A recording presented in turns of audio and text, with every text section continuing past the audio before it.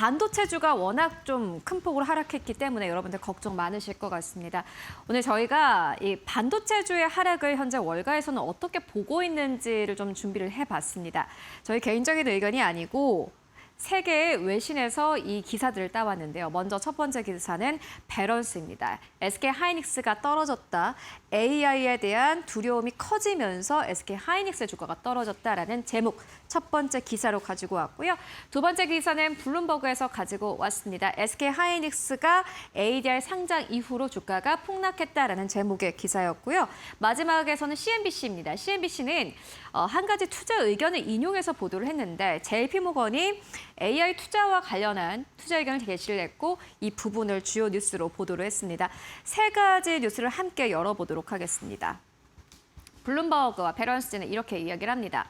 여러분들 아마 다 아시는 내용일 것 같아요. 그래서 이렇게 설명하는 게 의미가 있나 싶긴 한데 그래도 하나하나 다시 한번 찬찬히 살펴보도록 하겠습니다. 차익을 실현하려는 그러한 욕구가 강했고 실적에 대한 우려가 복합적으로 작용했다라는 내용의 기사가 블룸버그와 배런스를 통해서 나왔습니다. 먼저 첫 번째입니다. 2분기 실적 기대치가 화해할 우려가 있다라는 부분이었는데요. 어제 한국증시를 대응하셨던 분들이라면 이 뉴스 아마 다들 알고 계실 겁니다. SK 하이닉스 지금까지는 호실적주 그리고 실적 대비해서 주가가 못 따라간다라는 그런 컨센서스가 형성이 된 종목이었는데 이게 약간 좀 바뀔 수 있다라는 우려감이 어제 나왔습니다. 한국투자증권에서 어제 한 가지 리포트를 발행을 했습니다. SK 하이닉스의 2분기 영업이익이 시장 컨센서스를 약 8% 밑돌 수도 있다라는 내용의 리포트를 발행을 했습니다. 여기에 주요 내용은 HBM에 있었는데요. HBM의 비중은 높아졌는데 HBM의 가격의 상승 속도가 일반 메모리보다는 좀 둔화되고 있다. 라고 이야기를 합니다. 이에 따라서 우리가 생각했던 것보다 영업이익은 예상치보다 8% 정도 하회할 수 있다라는 한투의 리포트 나왔습니다. 시장의 투자자들은 우려를 하기 시작했습니다. SK하이닉스가 호실적주라고 해서 실적이 빠르게 향상된다고 해서 우리가 이 종목에 관심을 가지고 있었는데 이게 아닐 수도 있구나라는 그러한 시장의 어떤 컨센서스가 형성이 된 겁니다.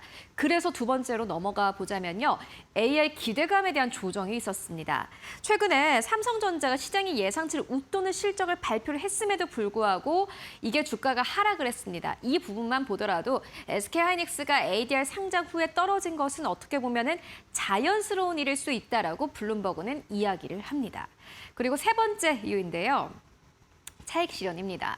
차익을 실현을 한 건지 아니면은 정말 물려서 어쩔 수 없이 이게 더 큰 손실이 될까 봐 판 건지는 모르겠지만은 블룸버그는 뉴스에 파는 형상이 현재 나타나고 있다라고 이야기를 하는데요. ADR 상장은 매우 성공적이었는데 이미 그 기대감이 주가에 반영이 되어 있고 그렇기 때문에 투자자들이 빠르게 차익을 실현한 거다라고 설명을 합니다. 일단 이렇게 세 가지로 좀 나눠볼 수 있을 것 같은데 월가에서도 여러 가지 의견들이 나오고 있습니다. 꽤나 좀 인상적인 말들이 많아서요. 저희가 가지고 와봤습니다. 블룸버그와 배런스지에서 가지고 온 투자 의견을 인용을 한 건데요. 먼저 벤티지 글로벌 프라임에서는 이렇게 이야기를 합니다. AI 랠리라는 도파민이 끝난 뒤에 찾아온 숙취다라고 표현을 했습니다. 이렇게 얘기를 하더라고요. SK 하이닉스 is trading through the hangover. 숙취 안에서 SK 하이닉스가 거래되고 있다라고 설명을 합니다.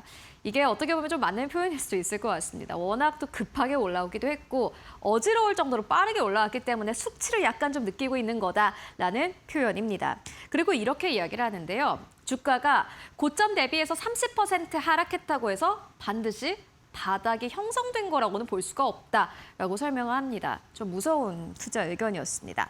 레버리지 투자와 특정 종목 쏠림 현상이 지속되는 한 추가적으로 강제 매도가 나올 가능성이 있다라고 설명을 하는데요. 그만큼 숙취가 굉장히 강한 겁니다. 앞으로 강제로 청산되는 매도 물량이 있을 수 있다라고 경고를 하고요. 두 번째로는 코인뷰로입니다. 이렇게 이야기를 하는데요. 이제 한국 시장의 변동성이 나스닥으로 수출되고 있다라고 설명을 합니다.